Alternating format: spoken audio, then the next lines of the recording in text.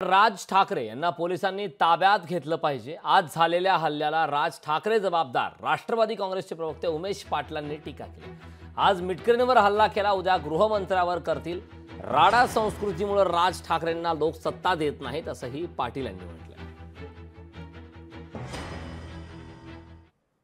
अमोल मेटकरी हे विधिमंडळाचे सदस्य आहेत। त्यांच्या गाडीवर सैनिकांनी केलेल्या हल्ल्याचा मी निषेध करतो आणि माझी अशी मागणी आहे की यामध्ये या हल्ल्याला प्रोत्साहन देणारे त्यांच्या पक्षाचे प्रमुख राज ठाकरे यांच्यावर फौजदारी कारवाई झाली पाहिजे। माननीय गृहमंत्र्यांनी त्यांना पोलिसांना त्यांच्यावर गुन्हा दाखल करण्याचे आदेश दिले पाहिजे। फक्त त्या कार्यकर्त्यावर कारवाई करून चालणार नाही, तर राज ठाकरेंवर कारवाई केली पाहिजे।